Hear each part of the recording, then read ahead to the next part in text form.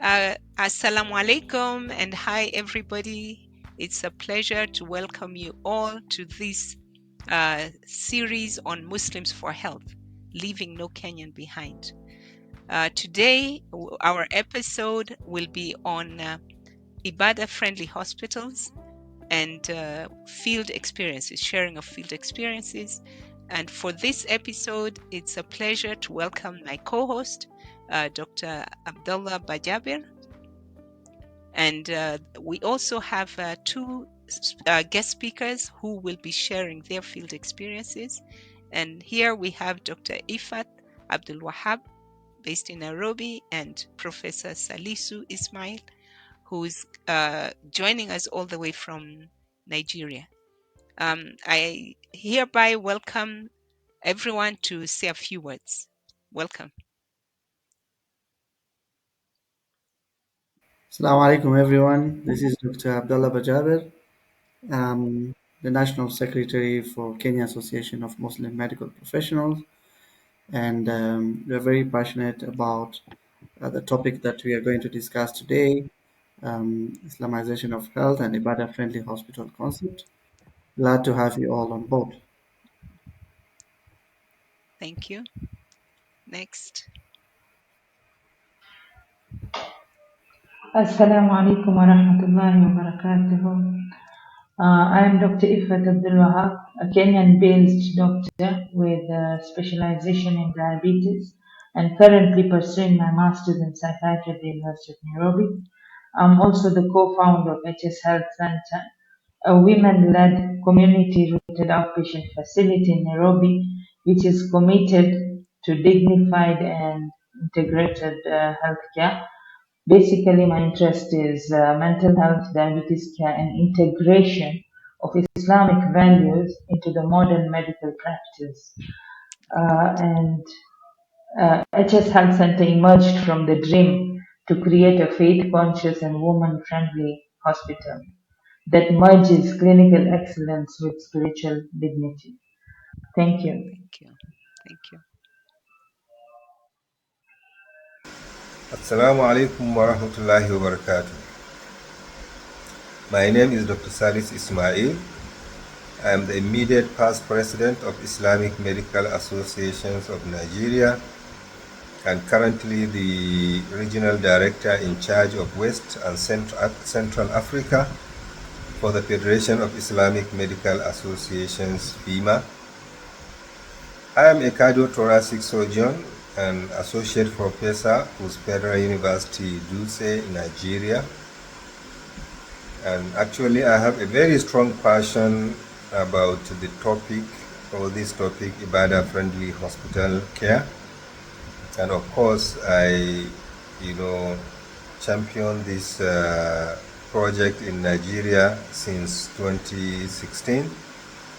And we have made a lot of effort to educate people about the concept and practice of Ibadah-friendly hospital care in Nigeria. And we have been doing a lot, both locally and internationally, about the concept and practice of Ibadah-friendly hospital care. Thank you very much. Thank you, everybody, for that detailed introduction. And because we've all heard this term, Ibadah-friendly hospital. First, it's good for us to know where the word hospital came from, and then we'll go to what Ibadah-friendly means. So do you all know that hospital came from the word hospice, which was a Latin word that meant guest or a place where travelers would stop during their journey. So it's a mix of hospital, which for the French, it was the place where people stop, and the guest.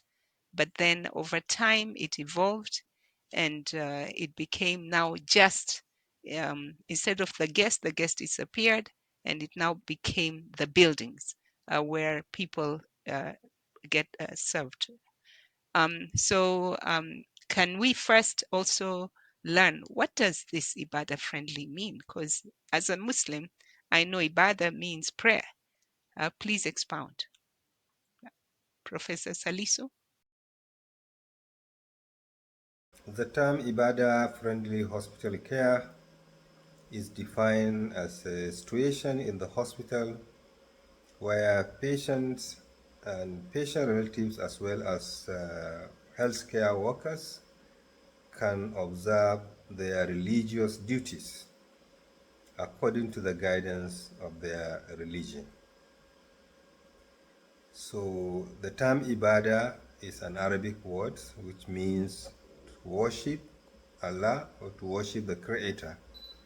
So this term Ibadah Friendly Hospital means a situation where these patients or the patient relative will be able to observe their religious duties. When you talk of Muslims, so we said that at least they will be able to observe their prayers or 5 daily prayers without difficulties, and of course with also support by both the staff on duty as well as the management of the healthcare facility.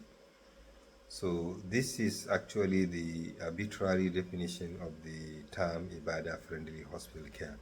So any hospital or health facility that provide or that make it easy for the patients, the patient relatives, as well as the healthcare workers to observe their religious obligations. So we can term that hospital or that facility as Ibadah friendly.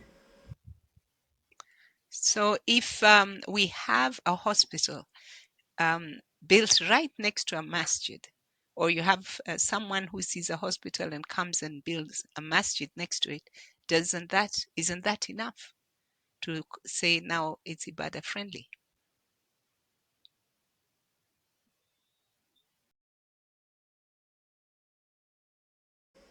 The building of a mosque in a hospital, actually it doesn't mean Ibadah friendly hospital. Ibadah friendly hospital, actually it goes beyond that, because there are so many health facilities where you have the mosques, you have the churches. So basically, when you're talking of ibadah friendly, it is not only the aspect of prayers, whereby you have accessibility to the mosque. We have a lot of hospitals which have mosques next to them or even within. But the main aspect of ibadah friendly is basically a hospital which integrates the Islamic values and spiritual needs into all aspects of care, a holistic care. So it prioritizes on Okay, modesty, gender sensitivity, and prayer facilitation, as well as respectful okay, communication. all right. Thank you. Um, uh, Prof. Salisu, do you want to add anything more to that? Anything else that maybe we might have overlooked in the definition? Mm, Of course, the spiritual component of the definition of health by World Health Organization actually is introduced, even though it's not acceptable by most or some countries, but actually many Muslim countries accepted the fourth component of the health definition, which is spiritual aspect. And of course, addressing this spiritual aspect of a patient care make it a holistic care of a patient, because whenever the spiritual component of a patient is not addressed, if the patient is not spiritually okay, so even the physical and mental and social component of the health is not perfect, because patients is not actually comfortable. When you take a Muslims that are on the hospital bed, they are not able to pray because of certain reasons or difficulties, or the environment is not conducive. So obviously that Muslim is not spiritually okay. And of course his physical illness, his mental illness, his social illness is not good. So whenever you address the spiritual component of a patient care, so it tends to improve or hasten the process of healing in such patients. So that is why most Muslim countries accepted the fourth component, which is the spiritual care. And of course, this is what Ibadah-Friendly Hospital is trying to I'll, address. you know, hand over to my co-host. Thank you very much, Professor and Dr. Ifat, for bringing that important component of spirituality. And in as much as it hasn't been clearly stated out, even though the executive board of WHO in 1999 further refined the aspect of spiritual and added it more or less. The discussion was that it's also part of the social dimension, but in the contemporary medicine, it has become a very large part of it. Yeah, and just to add to what our guests have said on the difference of the contemporary or what we call the conventional health or hospital approach is you realize that we have in the conventional way the biomedical focus whereby medicine is just on scientific medication surgery procedures. Then you have Mm-hmm. specialization over the aspect of holism. Care is usually compartmentalized. Then you have the secular involvement, the secular environment, whereby the hospitals tend to more or less be value neutral. um, then the issues of driving efficiencies, patient volumes, having protocols, documentations, and so on. And then the main thing that we are getting here is the minimal spiritual support in the conventional system, whereby in as much as chaplaincy these days it may be offered, but often just as an oversight and not culturally or religiously tailored more or less for Muslims. So, building on that, Professor, or rather, let me start with Dr. Ifat. How did you see the HS Health Center, the health center that you opened up to tailor or to cover some of these gaps? Or what are the gaps that you actually saw, and why did you think of coming up with a hospital that we termed Ibadah friendly? Thank you for that question. So basically, for HS Health Center, why we came up with it as starting it as an Ibadah friendly, there were some gaps, yes, we noticed in the conventional hospitals. And while conventional hospitals do provide critical services, they often neglect on some spiritual dimensions. That's what we felt, and Muslim patients end up struggling with privacy, lack of same gender care, difficulty in performing their prayers, navigating decisions around fasting. Then there was also issues that we realized that there were some unmet needs in the community where Muslim women felt uncomfortable in a mixed gender or non modesty conscious setting. We also realized that there are some patients who even delayed medical care due to anxiety around religious accommodations, and some women actually did not go and seek medical care just because they could not get a lady specialist to see them. Others even we picked in the community where they would not go for seeking medical attention because of their prayer times would be interrupted. As well as we also realized that there was a gap when it came to us as Muslim healthcare providers as well. Because what we picked is us working in hospitals, there was a lot of issues when it came to respecting our own ibadah obligations. Basically, the wudu areas, the prayer times, it became really difficult with our hijabs, especially the ladies.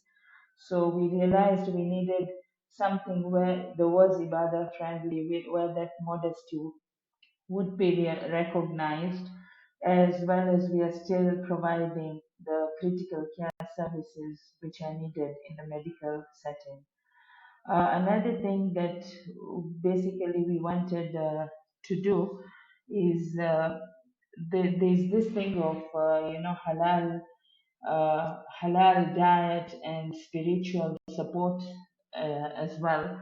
So those are two other things that we thought was very, very important, which was missing, especially within the Muslim patients who are seeking uh, care at the hospital setting. So we wanted to fill in the gap by offering excellent clinical care in an environment which was conducive to Islamic worship and ethics, basically including having comfortable places, halal meals, same gender caregivers, and respecting the rights of these patients when it came to spiritual mindedness. Thank you so much, Dr. Ifat, on that. So I'm hearing something like along the lines that we are not just prescribing paracetamol, but we are offering what people call solutions to, yeah, refreshing the souls. So spiritual care, among other things. Professor, to you, along the same lines, why why the Ibadah-Friendly Hospital initiative, and what does it bring more into the patient outcomes or well-being of the patients?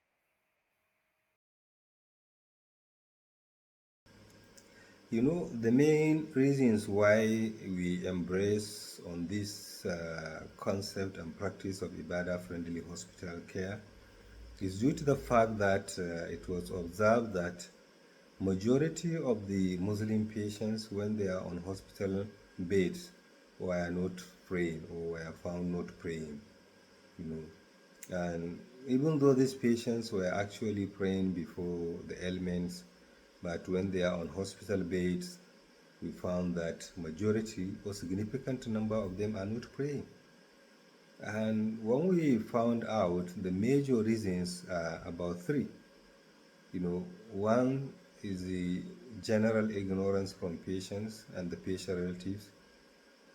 And of course, two is lack of support by the, administration of the hospital facility. And the third important component or the important reasons is that the staff on duty do not consider it as part of their duty to support their patients, to discharge their religious obligations. So these are basically the three major reasons we found out. We conducted a survey in Nigeria where we found that about 31% of patients or of Muslim patients on hospital admissions were not praying. And this number actually is significant. It's quite significant. So it means about 31 patients out of 100 were not praying consistently when on hospital beds. So, and this was observed not only in Nigeria, in Malaysia, they got over 40%. Over 40%. And this is not only restricted to Muslim or non-Muslim countries, it's a widespread observations. So this trigger concern, we need to do something because significant number of these patients who were not praying, some of them will end up dying on that admission. So if patient died, without observing prayers for 1-2 weeks, it's quite a challenging to any Muslim. So this is actually the main concern why we really, embark on the sensitization campaigns on the concept and practice of Ibadah-friendly hospital care. And through this our survey, some of the reasons, most of the patients gave various reasons. Some said that there is no, a good place to pray, no place to perform ablution. Some said I am not strong to pray. Some said I will pray after, I left the hospital. Some said there is no water to perform ablutions. All those sort of reasons. These are the various reasons stated by the patient. Some said the staff on duty were not reminding us because most patients may not know when it is exact time for prayers.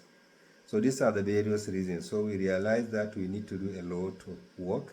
We need to educate patients. And overall, when you gather all these reasons, you realize they are basically in three components. One is ignorance by the patients and patient relatives, unless you are unconscious. Otherwise, once it is time for prayer, a patient need to pray. And the patient relatives who are staying with the patient also supposed to remind them and support them to pray. So if they don't have this understanding, they may end up leaving their patient, not praying. And the hospital, administration, if there is no facility, no place for patient to pray, or there is no good place to perform ablution, or even the prayer or the beds are dirty, so all these things will make patient not to develop the interest of praying when it is time. And of course, the staff on duty, they're supposed to also, as a Muslim, you remind your fellow Muslim when it is time for prayer. So these are the actually why we are worried and concerned about the concept of Ibadah-Friendly Hospital care. Thank you so much, Professor. And before I hand over to back to uh, the co-host, is I know it seems like a concept which will dig deeper into it and see where it has worked best. But what I'm hearing is the more or less definition of a holistic care. And even as Muslims, it says in the Quran to give, we are praying to have the best of both the worlds. I just want to give a small story that I've just remembered when you're talking about this, where I was seeing some patients in a facility that had an allocated area for non-Muslims to do their prayers. So every Sunday, the non-Muslims would go to offer their prayers, the patients that is. And so I came on Monday and I saw one of other patients, a Muslim patient, really down. So I asked the other lady that they were very close to, and I said, "What's wrong with your neighbor?" And she told me that every Sunday we get to go and offer our prayers, which is part. We feel like it's part of our healing process. But for him, he's only able to pray within the room. If you guys could talk to the management, and this is a non-Muslim, could talk to the management to have a place where they could have such a place for them to feel belonging, then I think it would bring the mood up. So one of the things we can think about even as we get the other aspects. Back to you, Dr. Saade. Thanks. This is really interesting. But to me, Prof, um, you are saying that in Malaysia you had like 43% of the Muslims patients were not praying on admission.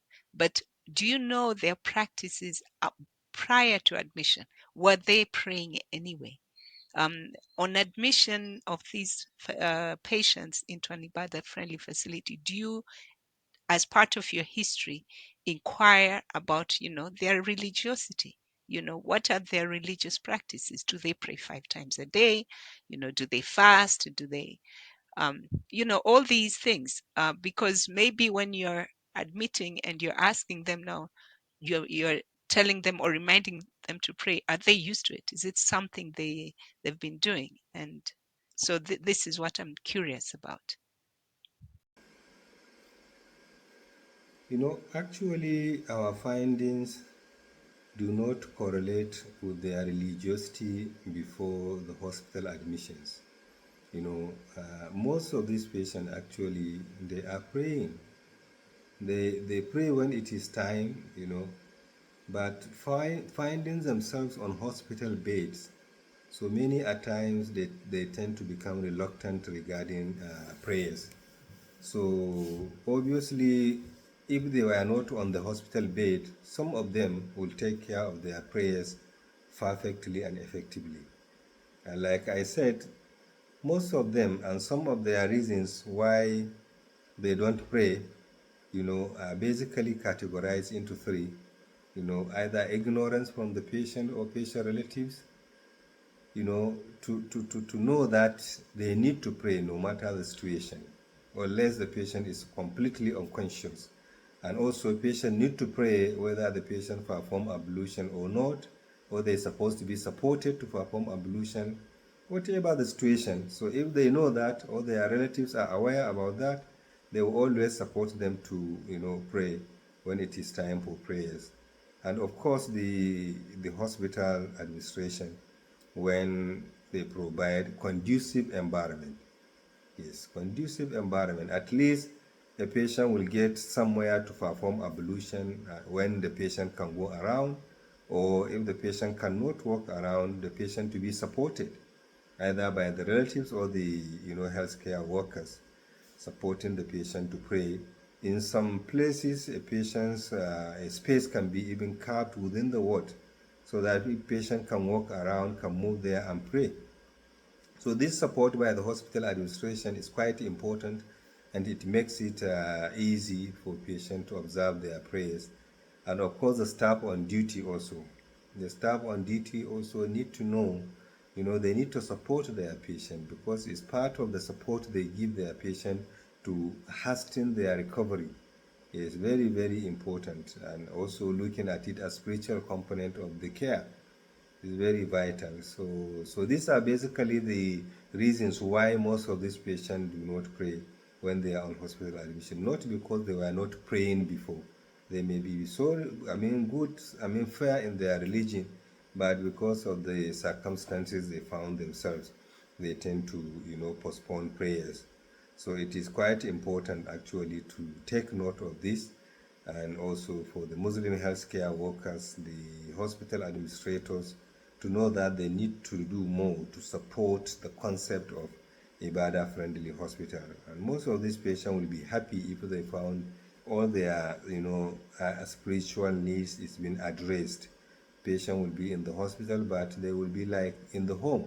They can pray when it is time, they can do all their religious duties, and they make them happy. And this makes their recovery faster. So these are basically the reasons we observe, and it doesn't correlate with their religiosity before the hospital admission. Okay, thank you. That's powerful. So does this mean that you need just Muslim practitioners and Muslim staff? Will it not put off the non-Muslims? Dr. Ifat, what's the experience in your facility? Are all the health workers Muslims? And if they're not, how do they, facilitate these kinds of reminders? Over. So basically, no, it is not that all the staff are supposed to be Muslims, no. And in fact, at our facility, we do have a mixture of Christian and Muslims who are healthcare providers.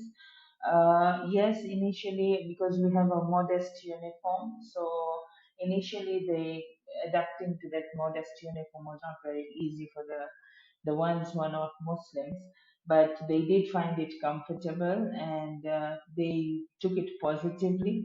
So there is something called staff. Hello.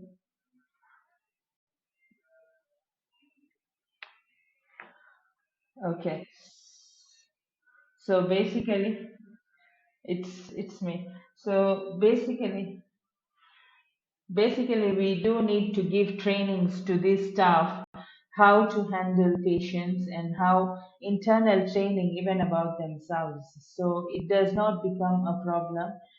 So far, I have not, I mean, we are just 1 year, 2 months old, 1 year, 3 months old. So I have not gotten any of those, but it is one of the challenges that we're going to discuss. Now we'll move on. Thank you, both of you. I mean, this is very interesting and very elaborate explanations. Thank you. We appreciate. I would like to know, when were these Ibadah-friendly hospitals first conceptualized and set up? Is it something new? That is what I'm hearing is maybe Malaysia or Nigeria or um, you know Nairobi now. But when did it happen? And yeah, and where? Over. So I'm just wondering, and I think even our listeners would be curious to know, when were these Ibadah-friendly hospitals first conceptualized? How long have they been in existence, for example? And, by who? Yeah. As per the question regarding who started it or where, actually this concept was of Ibadah Friendly Hospital was put forward and introduced by our late brother Professor Ali Mishal from Jordan. Professor Ali Mishal is an endocrinologist, and he is among the founding fathers of the Federation of Islamic Medical Associations, FIMA, that was formed in the year 1981-82 in North America. So later, Professor Ali Mishal came back to Jordan, where they established Islamic Hospital Jordan in 1991.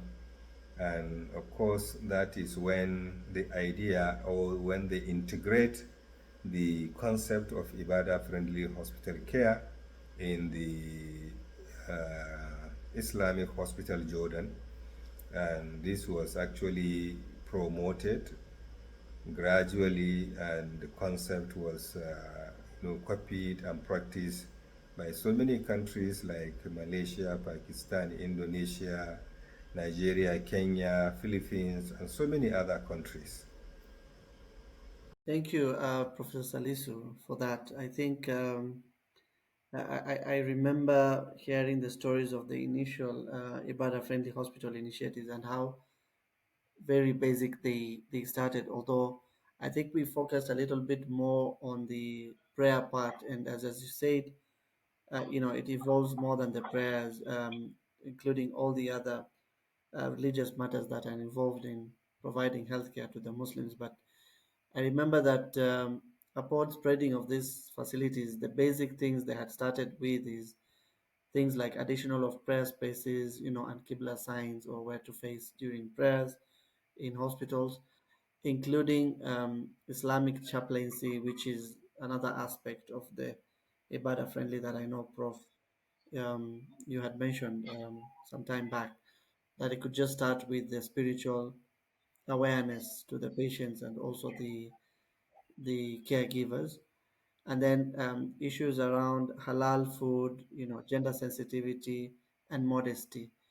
And some of the snippets that were shared is that there was an attraction of other faiths because of a number of things, including the mostly the human-centered ethics and so on, cultural competence.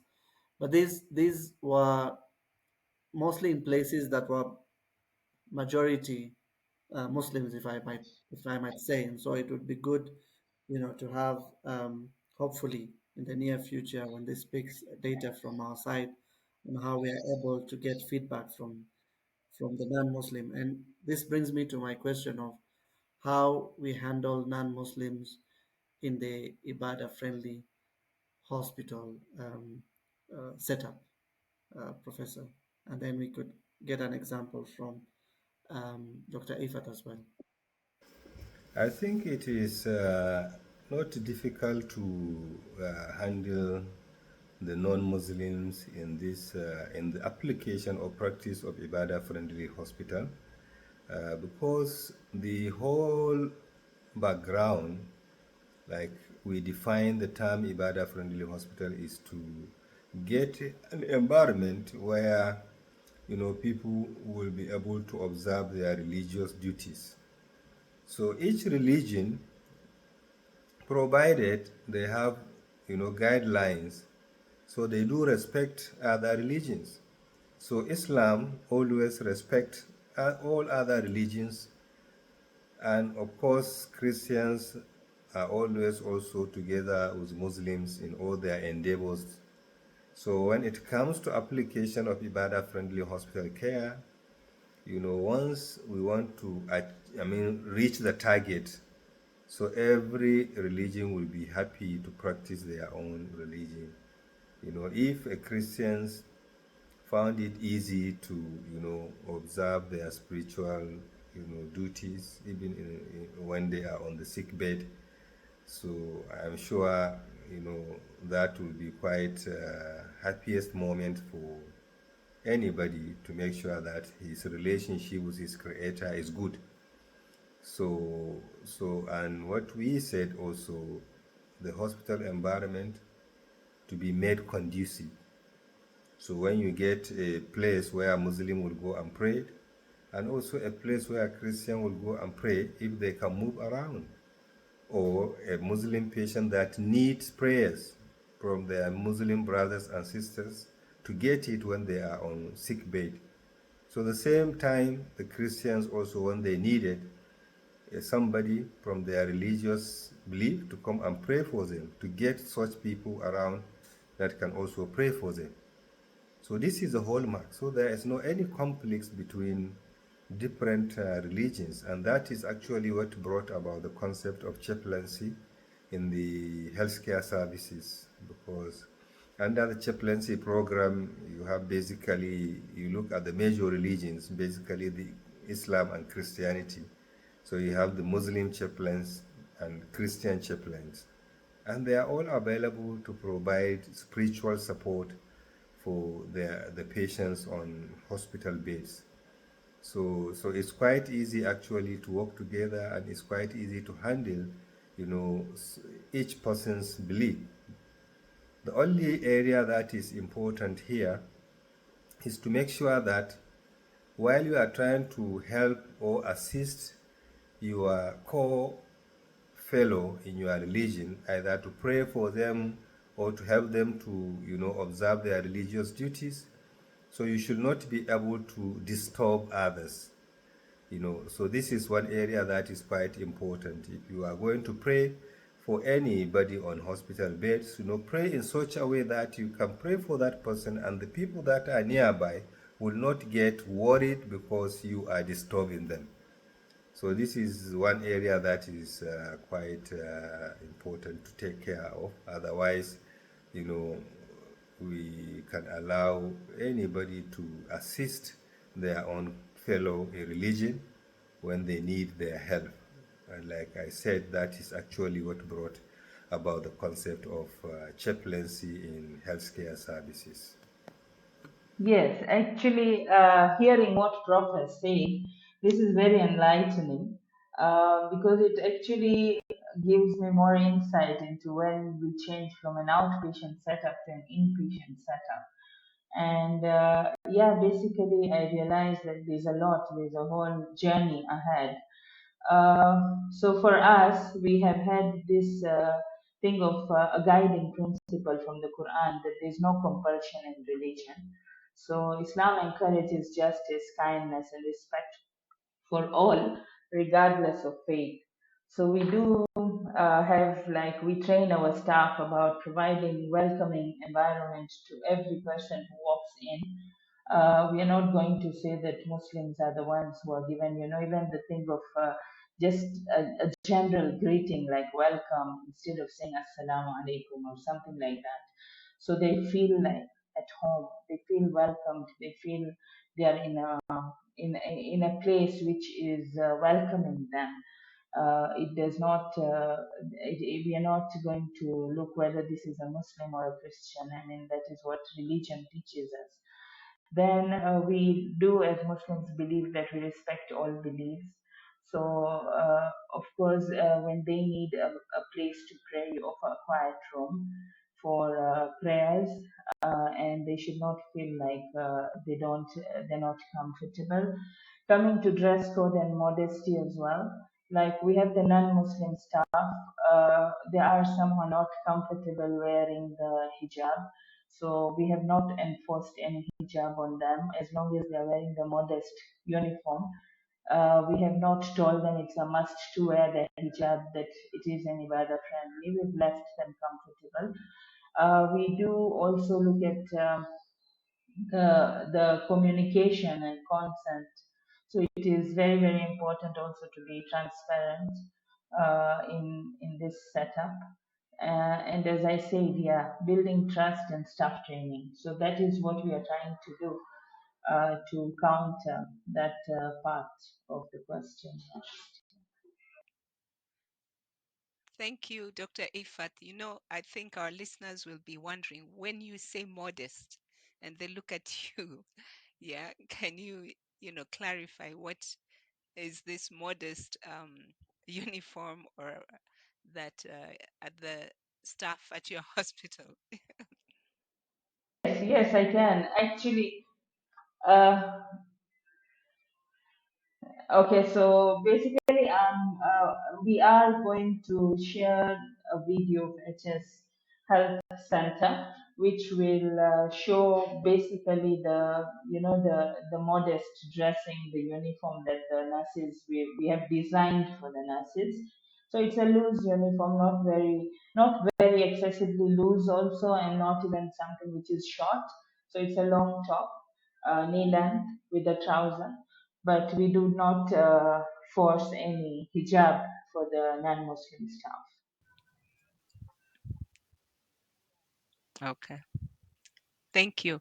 I just want us to go back to when these hospitals were conceptualized, and we need to recall that they were Bimaristans. I think that's how we started our talk.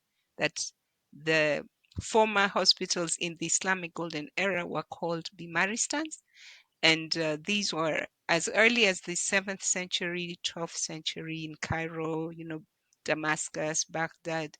And the features that about these hospitals were: one, nobody was ever turned away. Two, they were managed by the government. All the costs were borne by the government, and they served all people, irrespective of their color, religion, or background. And they were retained until they were completely recovered. And patients of different sexes occupied separate wards, and they were served by staff of the same sex.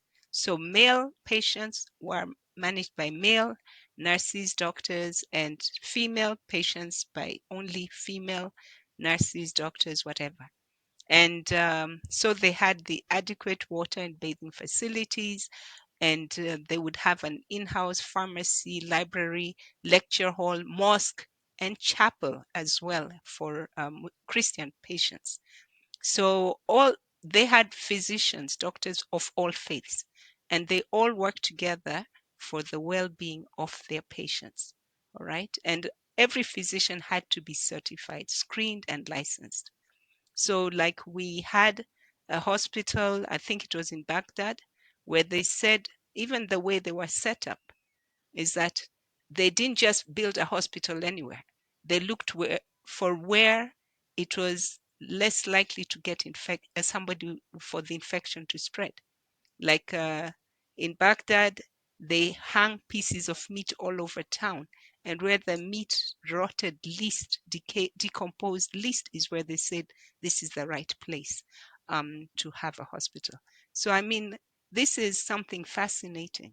So to me, I see this Ibadah Friendly Hospital did not necessarily begin in 1991, but the name, the way it's called now, yes, yes, that I can agree that it began in 1991. Any comments from 19? So just a quick overrun, so that people understand where Maristan came from. In the pre-Islamic medical care, where people were seen before these hospitals came up. We had the home-based care, and we also had even temples, by the way, monasteries or military barracks offering care on the same. Yeah, but they were largely, even at that time, spiritual, and even in the Byzantine Empire, they were like a few hospitals, institutions where they were named like charitable hostels. Then, came the revolutionizing, of the hospitals through Bamaristan, yeah, where, as we all know, the Bamar means sick, and then Stan means place, like a place for the sick, and then with all those features that my co-host, Dr. Sadim, mentioned, and one of the biggest hospitals, or I mean, Bamaristan at that time was the one in Baghdad, yeah, built. It was called, I think, Adudi Hospital, something like that. It had internships, libraries. The books were then later translated into the Western, I mean, the Latin books, and then now the Western world now borrowed the concept of institutional medicine training and the ward um, setup. Now, then, in the 90s, as Professor has said, the actual coining of the word Ibadah-friendly hospital then came through to make sure the Ibadah concept is institutionalized. Yeah. Yeah. So, Dr. Saad, I Thank you. wanted to add something, yeah. Thank you. Basically, the concept of a hospital goes back to Yeah. the Prophet Sallallahu Alaihi Wasallam himself. So when you look at the key fact that there was this nurse, the first nurse, she was called Rufaida al-Islamiyah. So she was a nurse who used to live during the time of the Prophet Sallallahu Alaihi Yeah. Wasallam and in Medina. And she was trained by her father, and the father was a physician. So she volunteered during battle, and the Prophet Okay. ﷺ is the one who actually guided her to set up a tent during the Battle of Khandaq. So that tent was to be Mm. to treat the the ones who are hurt in the battle and to give the nursing care to Indeed. them. So the concept of the hospital goes back when you look at it to the Prophet ﷺ. Okay. Then, as Islam took over, and Thank you. the time of Harun al-Rashid, that's around 1200 years ago. That is where the first Bimaristan came up in Baghdad. And when you look at this, the Bimaristan, the one which came up, Okay. the very key thing to note is it did not only have the healing services available. Subhanallah, it also had healing, and then there was innovative also, and educative services. When you look at it, there was a lot of innovation which took place. The surgical equipment, the ones we still use until today. Mhm. Then education, the medical students, like the concept of university comes in there as well. There was trainings going on for the medical students, and they had to be licensed before they took up the jobs. And subhanallah, it goes back. So when you look at it original, it actually goes back to the Prophet sallallahu alaihi wasallam as the hospital concept went on. And then now it's like it's not something new. When you look, it's something that we are just trying to revive.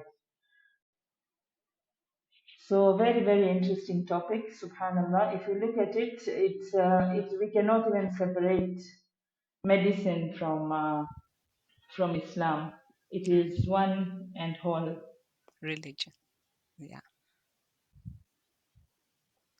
Thank you. That's very true. And you can see we're going back in history. And I assure you we'll have an episode where we will focus more on the lessons from the Islamic medicine golden era. So what I've seen is we have, done a thorough discussion on the what are Ibadah-friendly hospitals, right? We've defined what the Ibadah-friendly hospitals are, and even what hospitals are, and then what are the components. Can we just remind ourselves now after all this? Because first we started by saying it's about prayer, but then we said it's also about modesty. It's about the halal foods. Um, then we we are also saying about the gender, being gender sensitive, females managed by female practitioners, males by males. What else did we say falls under the definition? I want us to do a recap so that our listeners, even those who joined late, will be clear. We should also add is the Muslim healthcare providers. The Muslim healthcare providers also need uh, the doctors and the nurses and basically the ones who are providing healthcare in hospital setups. Being in an Ibadah-friendly setup, that's your workplace. It makes your life much more comfortable as you are in a setup where your salah cannot get missed. You are in a setup where you are reminded about the Muslim obligation that you have as a Muslim healthcare provider to the Ummah at large. Mm, true, true. So so what you're saying is we've answered the what, the why, the where. I think we've talked about where these facilities are, when it was conceptualized, and then we've gone back in history. So what you're reminding us, which is very important, is we also need to discuss about the who, right? So one, I think Dr. Bajabir also mentioned, it's not just the providers, it's the patients and it's the relatives, right? So do you have like a committee or something or to oversee that, these Ibadah-friendly hospitals are actually over meeting the expectations of why it's there? Professor, are you a bit quiet?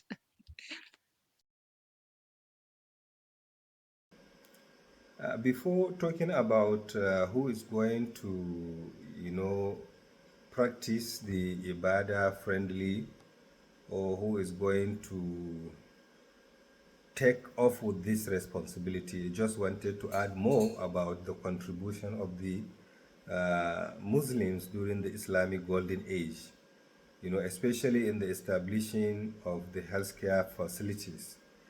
What is their motives? Why do they think of establishing a hospital or healthcare facilities then?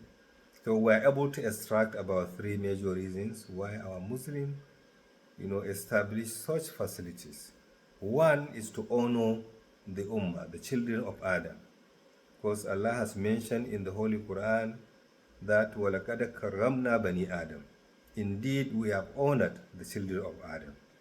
So in an attempt to copy such, also to do something good to the children of Adam or to the Ummah, they now, establish hospitals, because hospitals is a site that will provide supportive care to individuals. So they felt that if they do that, it will go a long way in helping the Ummah. So their main motive is to help, is to support, is to honor the Ummah. Of course, one of the second reason is to establish a sadaqatul jariyah, that is sadaqah that will continue to bring reward for those that establish it. So they also think of establishing a hospital. When they establish a hospital, even after their death, it will continue to attract reward for them from Allah. Then the third is to establish an endowment or a waqf. So endowment also is a form of sadaqah that will keep attracting reward from Allah for an individual that has established it. So when you look at these three major reasons or motives behind establishing a healthcare facilities during the Islamic Golden Age, is quite important for all of us Muslims to know about it. So hospitals are established with the sole aim of helping and assisting the Ummah. So nowadays, if people are establishing a hospital, they should always bear that in mind. Even if they are going to, use the hospital as a business venture, they should be able to also put this spirit of helping people along the way. Whatever they got from the hospital actually is not paying them what they did. So in essence, one is not expected to establish hospital as a form of exploitation to patients. So if you think in that way, obviously you are missing the way. So this is one of the important areas that we need to know about the Islamic Golden Age. And of course, when we come to who will, establish or push for this Ibadah-Friendly Hospital. So in knowing this, we need to remember the reasons why most of patients could not be able to observe their religious duties when they are on hospital beds. So about these three reasons that we have highlighted earlier on, the ignorance from the patients and the patient relatives, the ignorance from the hospital staff to assist their patient in trying to establish their religious duties or achieve their religious obligations, and of course the hospital administrations. So when you look at the patients, you need to educate patients actually for them to even understand the concept of Ibadah-friendly hospital so that they will be able to also participate in the process. The patient relative also need to have a good understanding so that if they are aware, they will be able to also support in the process. They will support their patient, they will push for it. And of course, the healthcare personnel, they need to understand what is the concept of Ibadah-friendly hospital care, what is the important, why are we worried about it? What is the likely outcome when we practice Ibadah-friendly hospital care? So awareness to both the patient relatives, as well as the healthcare personnel, and of course the hospital administration. So we expect something from them. Patients are not praying consistently because there is no good place to pray, there is no water, no place to perform ablution, no this, no that. So the hospital administration should come in to place. They should provide supportive environment for patients to observe their religious duties. Constructing of mosques or a praying spaces where a patient will be able to pray will go a long way in helping the Muslim patients when they are on hospital beds to observe their 5 daily prayers. So these three areas actually we address it, and who will do that actually? Like I said, everyone has his own role to play, ranging from the patient relative, the healthcare workers, the administration, and other volunteers who are going to come from outside also. They need to play a vital role in either educating or supporting or providing conducive environment for patients on hospital beds to observe their religious duties. So to add on to what to add to add to add on to what Professor has said, the WHO, yeah, we were talking about the WHO. So basically, like in Kenya, we realized that we have a huge number of Muslim healthcare professionals, and it is like possible that Muslim healthcare professionals do understand better about the Ibadah friendly. So they would be a good group to start such a setup, advocating and implementing basically the faith sensitive practices in a hospital setup. Another thing is you see there are so many Muslim owned hospitals, so hospital management could actually have policies which frameworks to the Islamic principles. And I feel that one also is another way of at least making it easier to do with government and health ministries. I think it's also important for us to make them aware of some of the key things that I mean the Muslim population. You see, like the prayer area, even in the conventional, the normal hospitals. We could also at least push for that ibadah friendly setup, not an entire setup, even if it is not an entire setup, at least a setup where the Muslims who are going there should be comfortable. Muslim community and donors.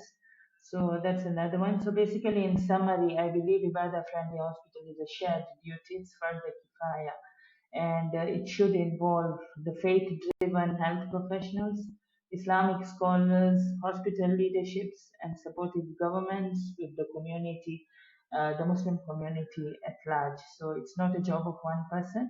It's a collective responsibility rooted in the Islamic values of compassion, dignity, and holistic care. Oh, wow, that's fantastic. Thank you both. So I asked a question. Does this call for an Ibadah committee? I mean, Because, like, how are you running your hospitals? Is it just the in charge, or is it just the hospital staff who are in a, whether it's, you call it a hospital committee, or is it wider that you also engage? I don't know. Do you have an imam who makes the adhan also when it's time to pray, or what? Over. So I want Professor to start first. He's got an inpatient exposure. So then I'll chip in after Prof. Salisa.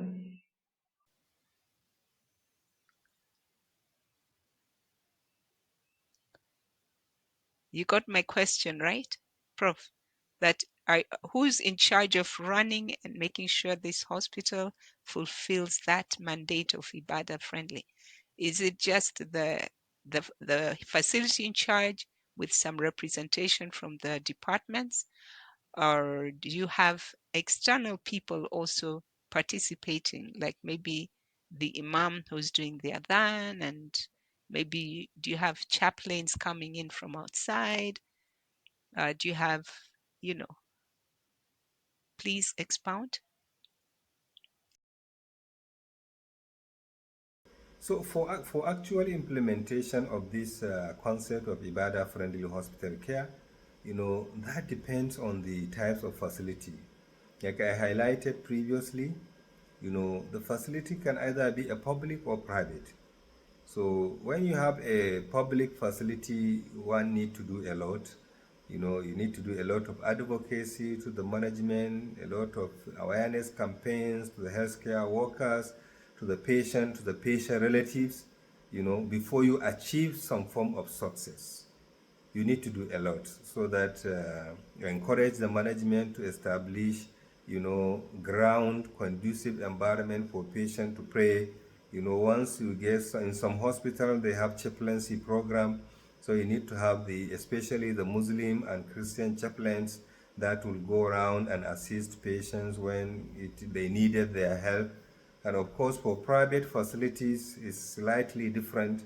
Like I said, you have more control. The control is much better in the private facilities. I highlighted the example of some hospitals in Indonesia, Malaysia, and some other places where they are practicing Ibadah-friendly hospital care, where they provide conducive environment. They give admission package that will educate patients about their Ibadah when they are on hospital beds, and of course they provide support for those patients that cannot walk around. The health workers are always reminding patients when it is time, to observe prayers.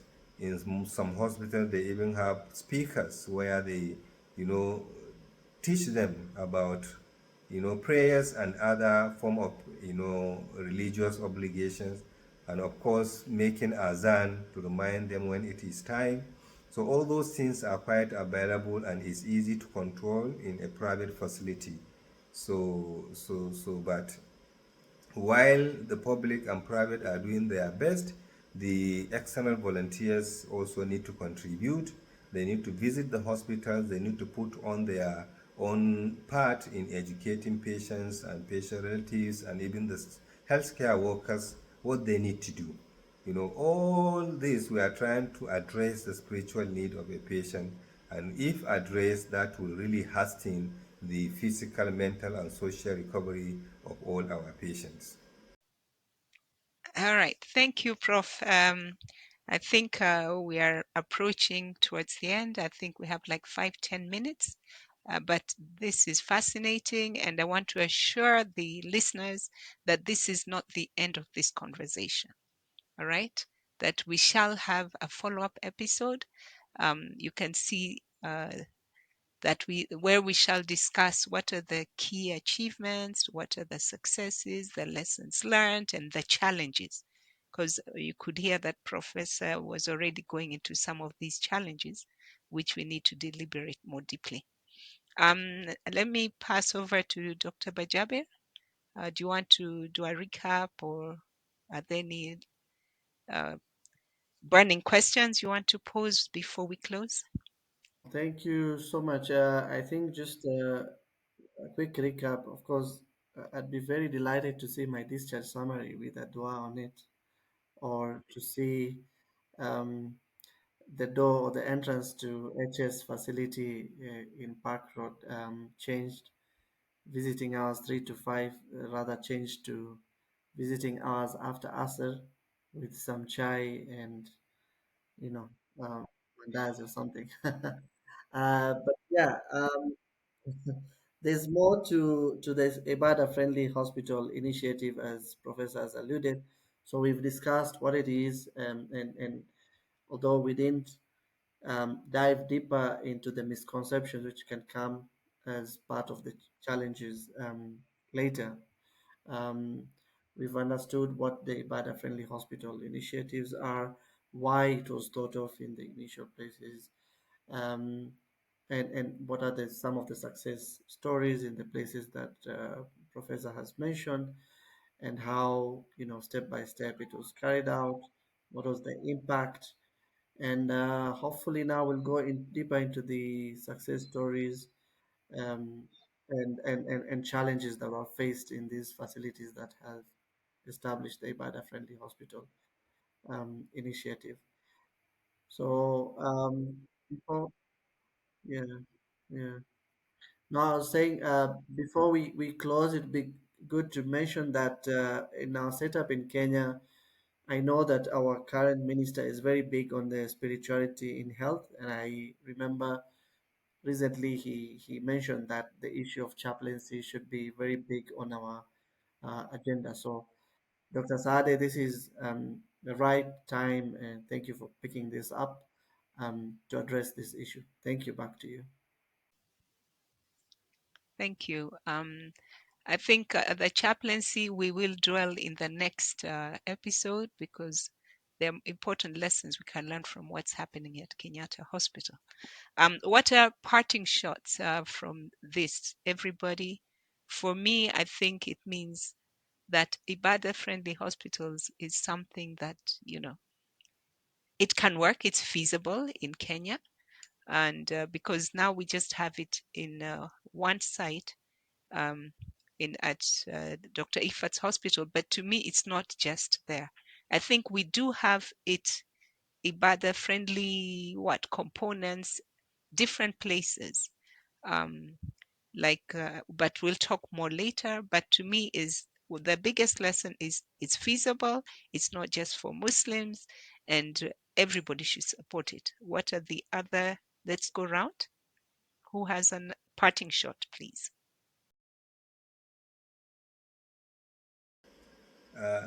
Like I said, what I wanted to conclude or to put in summary here is that, once you will be able to address the spiritual need of a patient apart from the physical or mental or social issues, so your patient will tend to be happy all the time. So if people will know about the practice of Ibadah friendly hospital care, many people will go for it because this is actually one of the way that will bring the patient closer to their, caregivers, the health workers, and they will even be happy with the hospital administration and management. And of course, when you look at the whole reasons or target or goals of Ibadah friendly hospital care, you will see at the end everybody will be happy. One, a Muslim healthcare worker will perform their duties as the representative of Allah on earth because you remind your patients to observe their religious duties. Through that, you get reward, and the patient also will get reward. So, by so doing, the second goal is to take your patient and the patient relative closer to Allah.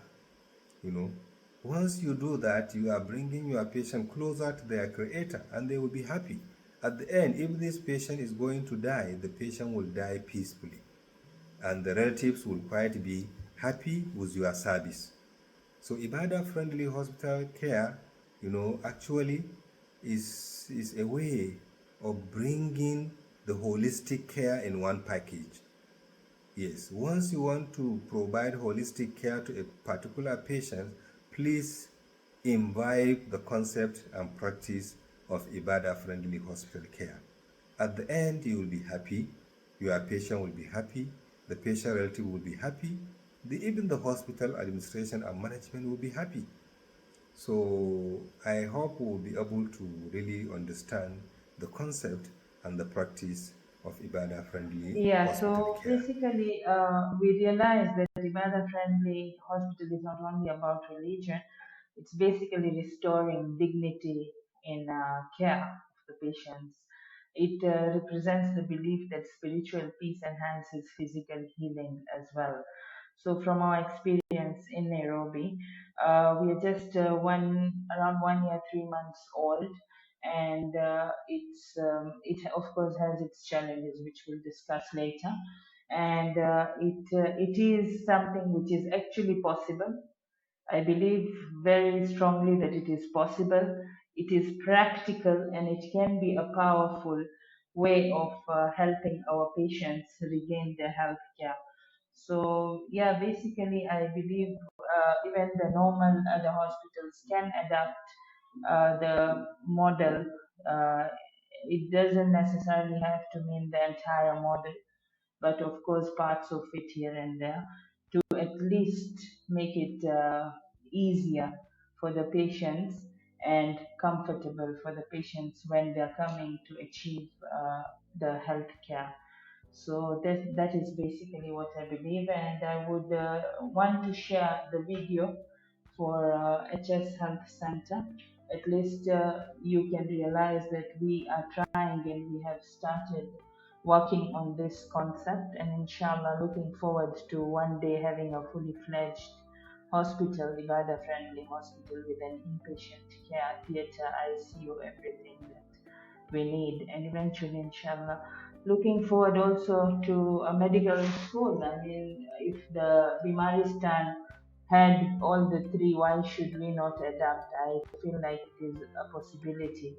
Nothing is impossible, and we look forward to our dreams come true, inshallah. Thank you. Just to add to that, mine is just a call to action to our viewers. The Ibadah Friendly Hospital initiative starts with one step: training one healthcare worker, guiding one patient, and changing one policy. Will you all be part of this movement? Thank you. Back to you. Thank you all. I think from here, for our viewers, just to know that we are seeing the Ibadah-friendly hospitals are central, and feeding into it is, we could see it's the Islamic history, the Islamic medicine golden age history. We are hearing what she wants is the school, the training, the ethics should also feed into this.